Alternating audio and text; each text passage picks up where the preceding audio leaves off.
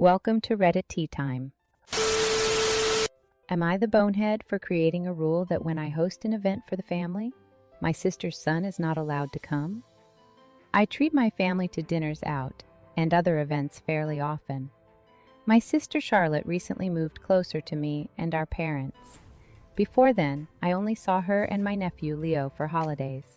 I invited Charlotte on a family dinner out, and it was an absolute disaster because of Leo. Charlotte called me while she was driving to the restaurant. I could hear Leo yelling in the background. Charlotte asked Leo to wait a few minutes until she was done calling me, and then she would give Leo her phone.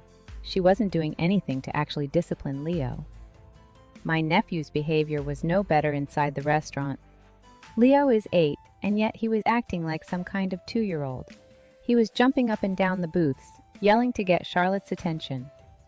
He threw bread at another patron's service dog. My dad took away the bread after Leo ignored the first warning, and Leo threw a tantrum. People were staring at us, and I would have been too. Leo's behavior was completely unacceptable. While all of this was happening, Charlotte just said things like, "Oh, Leo, you can play on my phone," and wasn't doing anything to actually discipline my nephew. While we were outside leaving and Leo was with his grandparents out of earshot, I told Charlotte that this could never happen again. I told Charlotte that she needs to get Leo under control, and until she does, he is not welcome at any events in public that I host for the family. Charlotte said I was a horrible person for excluding a child, and to think about how I would have felt as an 8-year-old to know I wasn't welcome at family gatherings. If Charlotte doesn't want to hurt Leo's feelings, then she cannot mention the family events I host or actually do something to discipline Leo.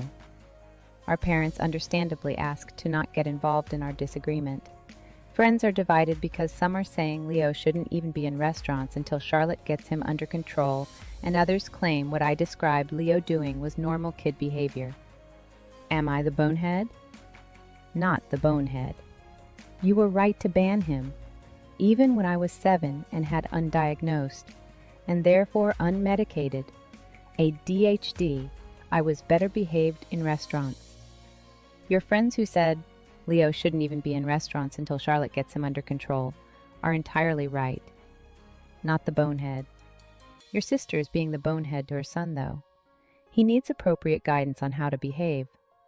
He may be neurodivergent and/or be struggling because he missed out on socialization milestones because of the pandemic.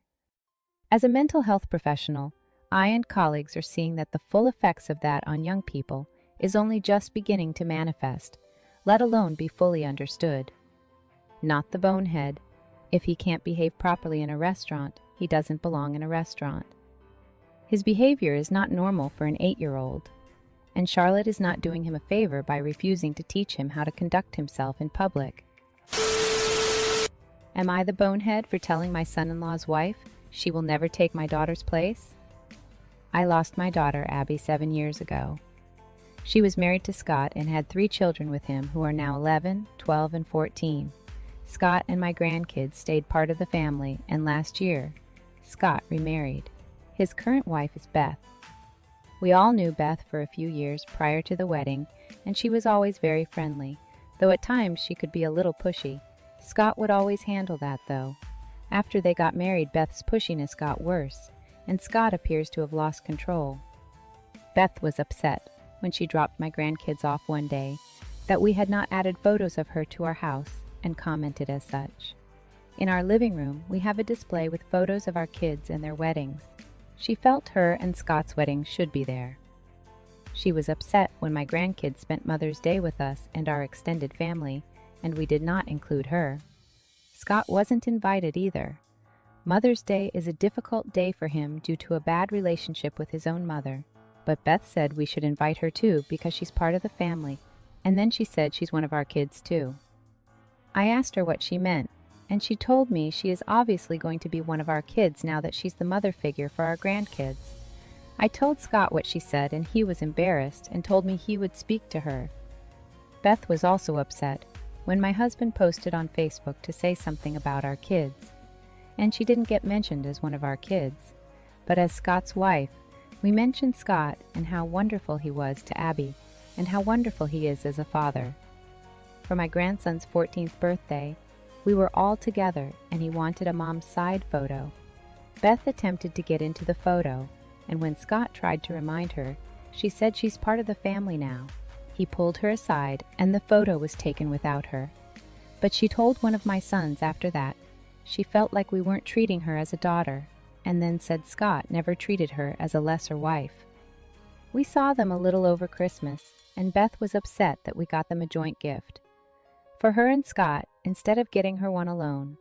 She told me she's tired of feeling like she's not really family, and she said she feels like we always put Abby first when she's here now. I saw red after this, and I told her she can never take my daughter's place, and the fact she ever thought she could is outrageous. She told me the kids call her mom, and they think the world of her, so why wouldn't we? I told her the kids have always called her Beth when I hear them, and she turned around and said that's our fault, because the kids should be calling her mom, and they don't. She lost it from there. Beth stormed out, and I explained what happened to Scott. He apologized and left the kids with us so he could speak to her. I think they worked it out, but Beth said I was needlessly cruel to imply she's not as good as Abby and doesn't deserve to be our daughter. Am I the bonehead? Not the bonehead. You are Abby's parents and not Scott's. You have a good relationship with him and your grandchildren, and that is wonderful, but she is not your family. She is Scott's, and a stepmother to your grandchildren. She seems to be pushing boundaries and misunderstands that your relationship with Scott is based on the relationship he had with your daughter. You have included Beth in what you are comfortable with, but you are not obligated to treat her like your daughter, and her comments about being the children's mother, and that your daughter is put first, despite having passed, is alarming. Not the bonehead. I mean, she sounds unhinged. There's no logic that would suggest she would ever be like a daughter to you, even if your grandkids do consider her a mother figure, now or in the future. That's not a transitive relationship. She is married to your daughter's widower. That's it. There's no familial relationship between her and you. If she's pushing this gonzo replace Abby in every aspect of her life agenda consistently, that is honestly kind of scary. Sounds real weird. I would keep my distance as much as possible while maintaining the relationship with the grandkids and meet all her weird suggestions with, "What a strange thing to say." Not the bonehead. Wait. Let me get this straight. Scott married your daughter, making him your son-in-law. You lost your daughter, my condolences. Your son-in-law, who is not bio-kin to you, remarried, and now his new wife thinks she's your daughter? Is she freaking mental? Am I the bonehead for asking my fiancé to remove his tattoo? Me, 24 female, and my fiancé, 28 male, have been friends long before we started dating. So 5 years ago, he had a girlfriend, 26 female, and things seemed to be getting serious. He spoke about getting engaged to her, but she kept saying no or laughing it off as if he had made a joke. One day, they decided to get wrist tattoos together. He still tried proposing to her, but she just kept laughing it off. 2.5 years into the relationship, and he caught her cheating on him with her ex, Liam, and they broke up. After a year or so, we ended up getting together and everything went well. We got engaged a year ago. I have seen the tattoo before and found it a bit odd, but was still fine with it up until I found chats between my fiancé and his ex-girlfriend, 6 months after we got engaged. He spoke about each time he looked at it. It reminded him of her and the physical scar she left on him. He asked if she removed hers, and that's when I found out that she has the same tattoo. They then spoke about the fact that they will always be part of each other's lives in a way. I have asked him to get the tattoo removed or to cover it with another. It makes me uncomfortable knowing that he has the tattoo, and makes me feel like I am sharing him with another woman daily. We have been in multiple fights because of this. To me, it seems like he doesn't take my feelings into consideration. I've been trying to find a way to stall our wedding plans, as I cannot get married to a man that has a tattoo that reminds him of another woman. Not the bonehead. Not sure why everyone is hung up on you knowing of the tattoo when that isn't the issue. The issue is that you saw texts after the fact that he views the tattoo as an anchor to his ex, and will always remember her and vice versa, implying he may not be over her. And depending on when these texts are from, it is sketchy for sure and looks bad.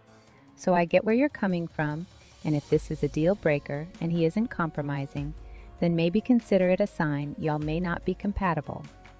And consider ending things, since if he refuses to compromise, the tattoo will always be there and it will build long-term resentment and tension. I get being bothered by the tattoo, but I don't get why you're not more bothered by the texting itself. I mean, it's a tattoo he got with his ex. Of course it reminds him of her.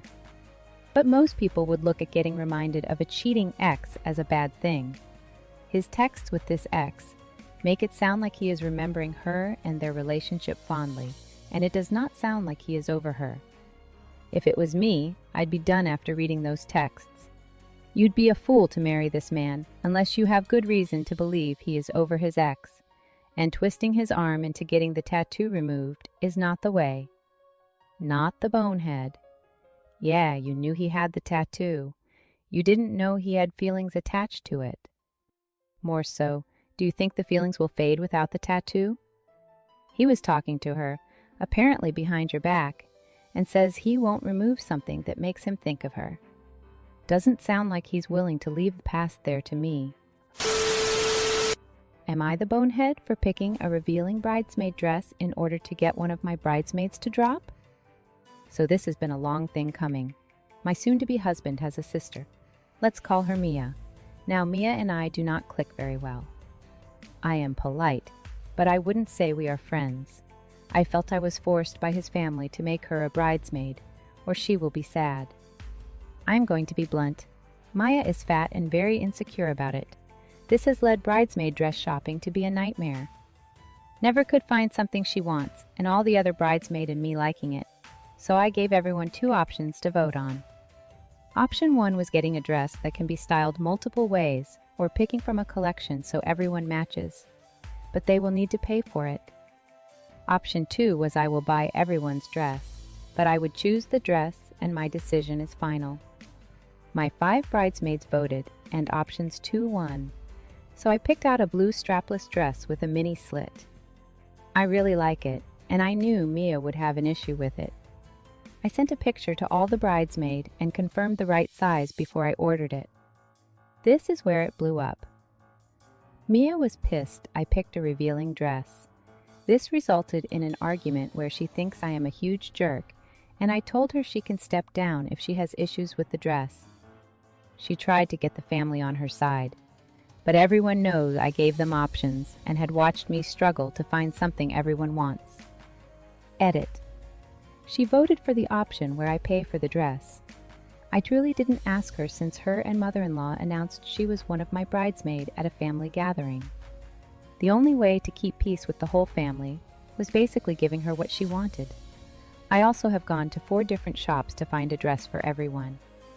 Going against the current grain, I say not the bonehead. The boneheads here are mother-in-law and Mia. Mother-in-law for announcing Mia is a bridesmaid, Mia for being difficult. I'm fat, and if I don't fit the same dress as everyone else, I'd have voted for buying my own from a collection. Mia could still ask for this if you are willing to compromise again. Your fiancé has your back. Sometimes the bridesmaids wear a dress they wouldn't have picked out, because they respect the bride's choice. Not the bonehead. You offered options. She declined them. Her participation in your wedding is optional, one could say undesired. Everyone knows by now it is typical for a bride to choose how she'd like her bridesmaids to appear. Mia doesn't get to override the preference of everyone else simply because she is insecure with her body type. Not the bonehead. You were told Mia would be a bridesmaid and put into an awkward position by your mother-in-law and sister-in-law. They ambushed you at a family gathering where they knew you would be outnumbered should you object. She voted for you to buy the dress, and she doesn't get to throw a fit now. She can step down or deal. Her insecurities aren't your problem. Thanks for tuning in. Don't forget to like and share. I'll see you in the next Reddit story.